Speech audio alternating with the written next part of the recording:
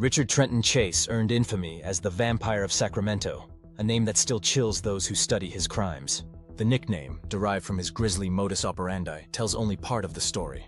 To understand the depths of his depravity, one must delve into the troubled mind of a man whose descent into madness left an indelible stain on the annals of true crime. Born on May 23, 1950 in Sacramento, California, Richard Chase grew up in what appeared to be an ordinary family. Yet behind the facade of suburban normalcy lay dysfunction that would shape his dark future. His father, a strict disciplinarian, was prone to violent outbursts, while his mother was reportedly paranoid and emotionally distant. As a child, Chase exhibited behaviors that foreshadowed his future horrors. He was a chronic bedwetter, tortured small animals, and set fires. The infamous McDonald triad of behaviors often linked to violent tendencies later in life. By adolescence, he had developed a fascination with blood and dismemberment, behaviors that went unnoticed or unaddressed. Chase's descent into full-blown psychosis began in his late teens. He developed hypochondria, believing his heart would stop beating or that his organs were shrinking. He was convinced his blood was turning to powder and began self-medicating in bizarre ways, injecting himself with animal blood in an attempt to stave off imagined illnesses. By his early 20s, Chase's mental health had deteriorated significantly. He became obsessed with Nazi ideology, believing that drinking blood could prevent him from losing his life force. This fixation earned him the nickname Dracula among peers, though they had no inkling of the darkness that was brewing within. In 1975, after being diagnosed with paranoid schizophrenia, Chase was institutionalized. During his stay, he captured birds from his hospital window, snapped their necks, and drank their blood.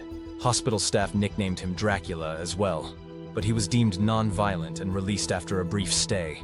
The lack of long-term intervention would prove fatal for many. By 1977, Chase had moved into his own apartment in Sacramento, subsisting on a diet of blood, both animal and human. He began capturing neighborhood pets, killing them, and blending their organs with Coca-Cola in a grotesque smoothie. His fixation on blood escalated, and he began prowling the streets in search of human victims. Ambrose Griffin. On December 29, 1977, Chase claimed his first human life. Ambrose Griffin, a 51-year-old engineer, was shot and killed in a seemingly random drive-by shooting. Chase later stated he believed Griffin's blood would save him from death. Teresa Wallin. On January 23, 1978, Chase escalated his violence. He entered the home of Teresa Wallin, a 22-year-old pregnant woman, through an unlocked door, a detail that would become his hallmark. Once inside, he shot her 3 times, mutilated her body, and drank her blood. The crime scene was a tableau of horror, with bloody handprints and smeared walls attesting to the frenzy. Just 4 days later, on January 27th, Chase committed his most infamous crime. Entering the home of Evelyn Maroth, he killed her 6-year-old son Jason, her friend Dan Meredith, and her 22-month-old nephew David Ferreira. The scene was even more gruesome than Wallen's murder. Chase mutilated the bodies, cannibalized parts of his victims, and engaged in necrophilia. The baby's corpse was later found decapitated, its skull missing, a detail that horrified even seasoned investigators. Chase's crime sent shockwaves through Sacramento. The randomness of the murders, combined with their unspeakable brutality, left the community paralyzed with fear. The police worked tirelessly to piece together the evidence, and a break came when Chase was linked to the killings through ballistics and bloody handprints left at the scenes. Witnesses described a disheveled man who had been seen acting suspiciously in the neighborhoods where the murders occurred. A former classmate identified Chase from police sketches, leading to his arrest on January 28, 1978. When officers entered his apartment, they found a macabre scene. Blood-stained walls, a fridge filled with human remains, and utensils caked in blood. Chase's trial began in 1979, and his defense attempted an insanity plea, arguing that he was not in control of his actions due to his severe schizophrenia. However, the prosecution countered with evidence of premeditation, including his meticulous stalking of victims and attempts to conceal evidence. The jury found Chase guilty of 6 counts of first-degree murder and sentenced him to death. In interviews, he expressed no remorse, claiming his actions were necessary to survive. On December 26, 1980, Chase was found dead in his cell from an overdose of prescribed antidepressants, likely a suicide.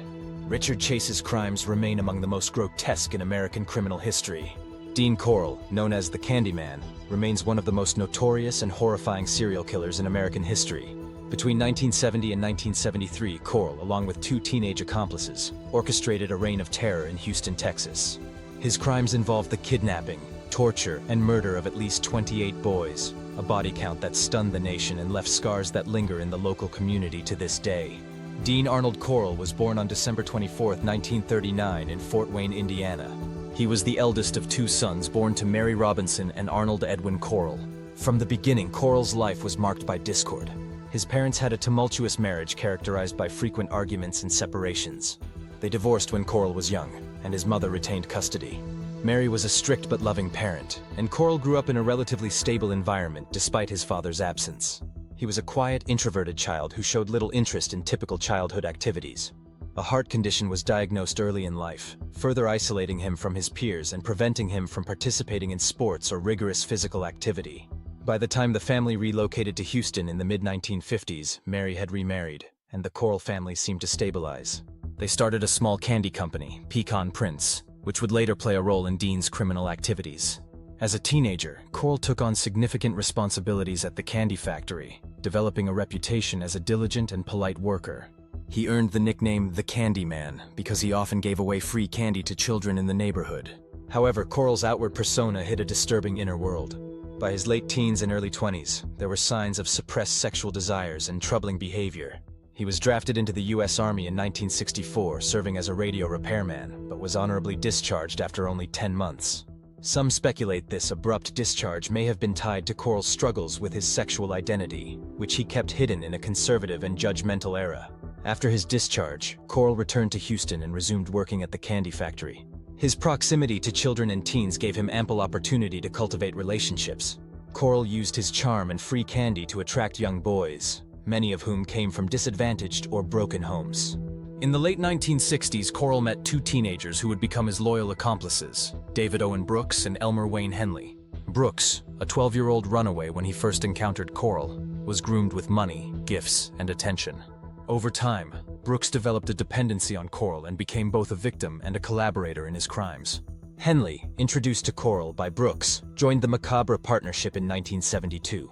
Henley, initially unaware of the full extent of Corll's depravity, was eventually drawn into the killing spree. Corll paid Henley and Brooks $200 for each boy they brought to him, turning their collaboration into a grotesque form of human trafficking. Corll's reign of terror began in earnest in 1970.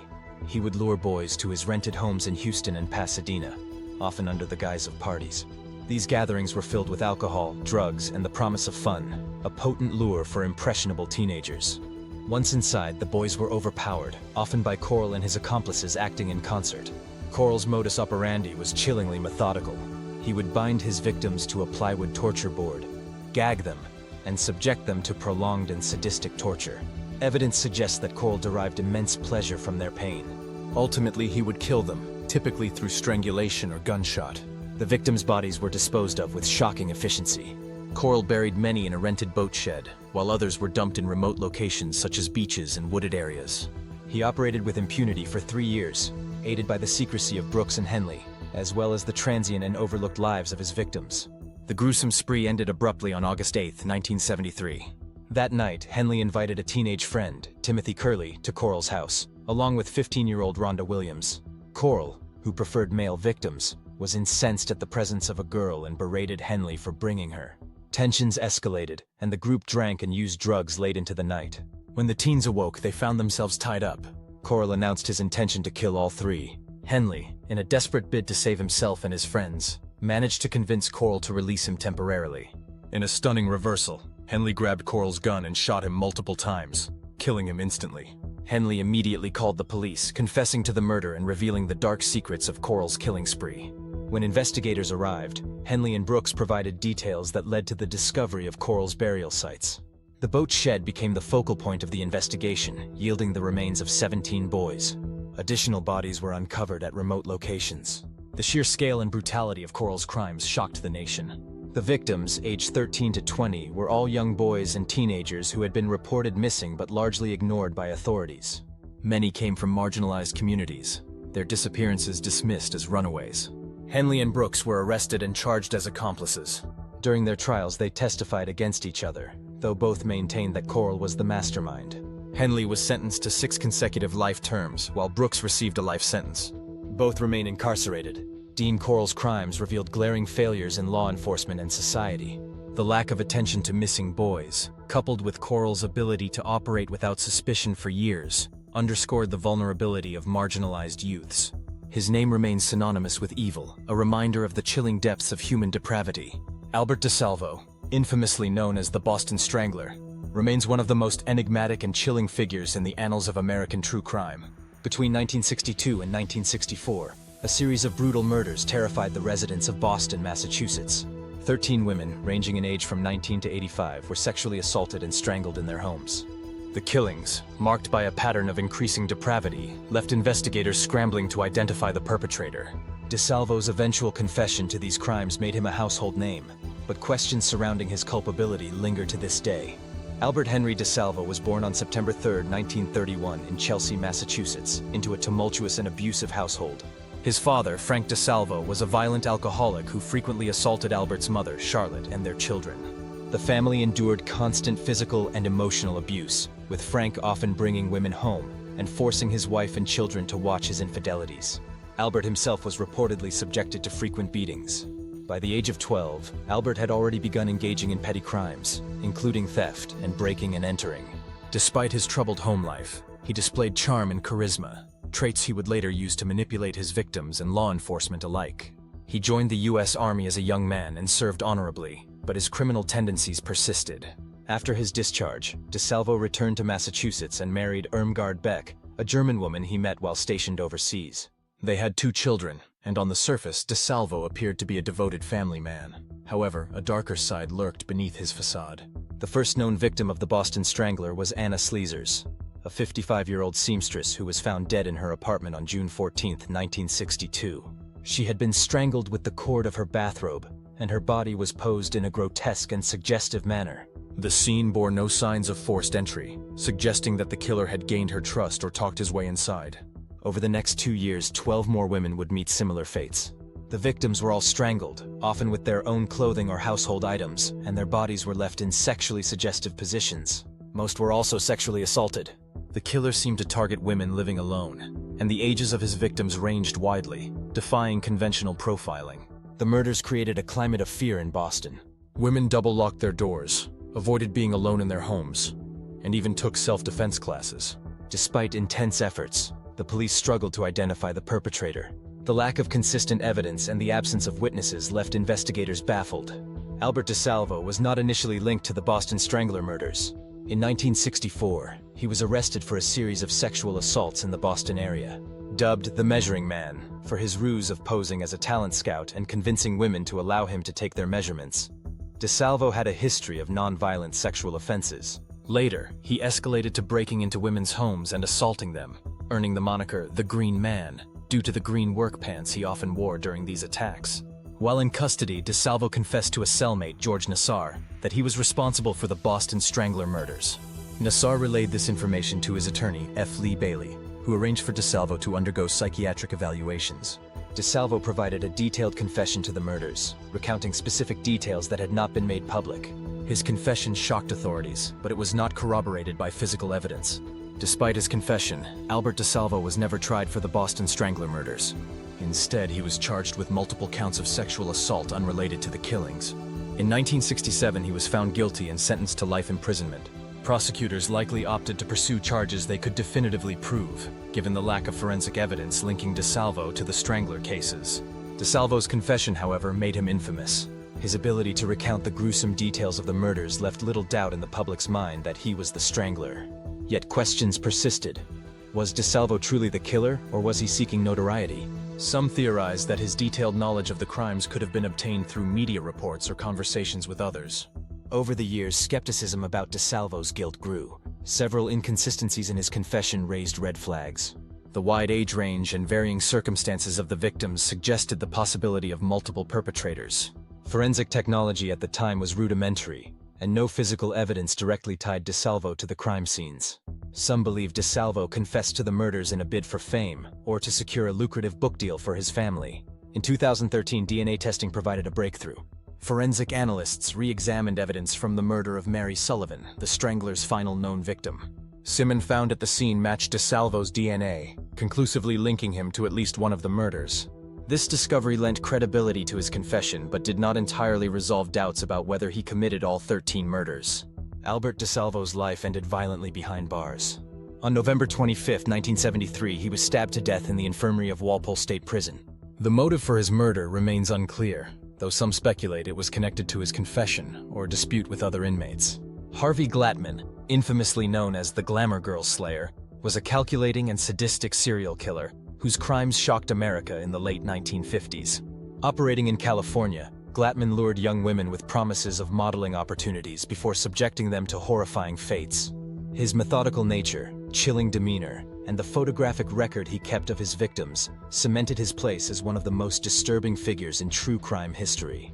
Harvey Murray Glattman was born on December 10, 1927 in the Bronx, New York City. His parents, Ophelia and Albert Glattman, moved the family to Denver, Colorado when he was still a young boy. Glattman grew up in a modest household, but his early behavior foreshadowed the darkness to come. As a child, Glattman exhibited signs of psychopathy. By the age of 12, he had developed a disturbing interest in bondage, often tying ropes around himself and deriving pleasure from the act. His fascination with sexualized violence grew as he entered adolescence. He began breaking into homes, stealing lingerie, and stalking women in his neighborhood. Despite being arrested multiple times for petty theft and indecent exposure, Glattman's escalating deviance went largely unaddressed. In 1945, while still a teenager, Glattman was caught assaulting a young woman at gunpoint. His parents intervened, seeking psychiatric help for their son. A psychiatrist noted Glattman's obsession with sadistic fantasies but deemed him not dangerous. This misjudgment allowed him to re-enter society with little intervention, a decision that would have devastating consequences.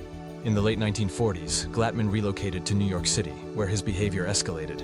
He began abducting women at gunpoint, tying them up, and sexually assaulting them. He served time in prison for his crimes, but his incarceration did little to rehabilitate him. Upon his release, he moved to Los Angeles in the mid-1950s, where he adopted a new strategy for targeting victims. Glattman capitalized on the burgeoning modeling industry in Los Angeles to lure his victims. Posing as a professional photographer under aliases like Johnny Glenn, he advertised in magazines, claiming to seek aspiring models. Women responding to his ads were invited to private photo shoots, where Glattman would use his camera as both a prop and a tool to fulfill his sadistic fantasies. In 1957, 19-year-old Judy Ann Dull, a model recently divorced and struggling financially, responded to one of Glattman's ads. She agreed to a photo session at his apartment, believing it to be a legitimate opportunity. Once there, Glattman bound her, assaulted her, and took a series of chilling photographs capturing her terror. He later drove her to a remote desert location, strangled her with a rope, and left her body in the sand. In 1958, Glattman met 24-year-old Shirley Bridgeford through a dating service. Posing as George Williams, he arranged a date with Shirley. During the outing, he pulled a gun on her, drove her to a secluded area, and bound her. Glattman photographed her as he had Judy before sexually assaulting and ultimately strangling her. He disposed of her body in the desert. Ruth Mercado, an aspiring model, became Glattman's third known victim in 1958. Using the same method, he lured her with promises of a photo shoot, bound and photographed her, and strangled her after subjecting her to unspeakable violence. Her body was also abandoned in the desert. What set Glattman apart from other killers of his era was his obsessive documentation of his crimes. He kept photographs of his victims in bondage, capturing their terror in what he considered trophies of his sadistic triumphs. These haunting images would later serve as key evidence in his conviction. Glattman's reign of terror ended on October 31, 1958, when he attempted to abduct 28-year-old Lorraine Vigil. Vigil, a resourceful and determined woman, fought back during the attack. Glattman was apprehended when a police officer stopped his vehicle during the struggle. Inside the car, officers found a gun, a length of rope, and a collection of photographs that incriminated him. Once in custody, Glattman confessed with chilling nonchalance to the murders of Dull, Bridgeford, and Mercado, as well as other assaults.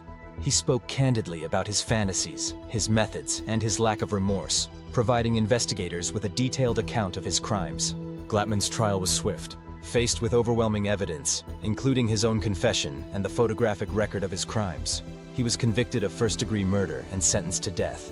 On September 18, 1959, Harvey Glattman was executed in California's gas chamber at San Quentin State Prison. A prison transport bus groaned as it rounded a tight mountain curve in the dense woods of northeastern Washington. Rain lashed against the windows, turning the dirt road into a slick, muddy trap. Inside, a dozen inmates, shackled and guarded by two corrections officers, shifted uneasily in their seats. Among them was Marcus Keene, a notorious serial killer whose name struck fear even among hardened criminals. Keene had been caught after a spree that left 9 people dead across 3 states. His specialty was infiltration, breaking into homes, gaining the trust of his victims, and slowly dismantling their lives before ending them in brutal, personalized ways. He was calculating, charming, and terrifyingly patient. Now he was being transferred to a maximum security facility after an escape attempt months earlier. But Keene wasn't the only one with a plan that night. As the bus crawled along the muddy path, one of the inmates, a wiry man named Hector, pretended to have a seizure. While the guards rushed to restrain him, another inmate pulled a sharpened shiv from his waistband and stabbed one of the officers in the neck. Chaos erupted. The driver slammed on the brakes, and the bus skidded, tipping onto its side and crashing into the woods. Amid the screaming and groaning metal, Marcus Keene freed himself from his shackles using a key he had been hiding in his shoe for weeks. As the other inmates fought the surviving guard or stumbled into the woods, Keene slipped away unnoticed. Rain pelted his face as he moved deeper into the forest, his breath visible in the frigid air. Keene's keen eyes spotted a faint light flickering in the distance. Following it, he came upon a small cabin tucked among the towering evergreens. The structure was modest, with a single chimney puffing smoke into the cold night air. Through a rain-streaked window, he saw a family of 4, 2 parents and 2 children, gathered around a wood-burning stove, their faces glowing in the firelight. Keene crouched, his lips curling into a sinister smile. He hadn't planned to act so soon, but the situation was perfect. The storm, the isolation, the unsuspecting family. It was almost too good to be true. He knocked lightly on the door. When the father, Mark, opened the door, he found Keene standing there, soaking wet, shivering, and clutching his side as if injured. "Please," Keene said, his voice weak. "I got lost. I fell. Can you help me?" Mark hesitated. Behind him, his wife Sarah called out, "Who is it?" "Just a guy who needs help," Mark replied, glancing back nervously. Keene played his part perfectly, sagging against the doorframe as if on the verge of collapse. Mark relented and let him inside. The family warmed Keene by the fire, offering him dry clothes and a bowl of soup. He introduced himself as Daniel, a hiker who had lost his way in the storm. The children, 8-year-old Emily and 6-year-old Liam, were curious but shy, watching him from the corner of the room. Keene's eyes roamed the cabin, taking in the exits, the family dynamic, and the tools he could use. A knife block sat on the counter. A hunting rifle hung on the wall above the stove. He cataloged everything, his mind racing with possibilities. But Keene wasn't in a rush. He thrived on control, on savoring the anticipation.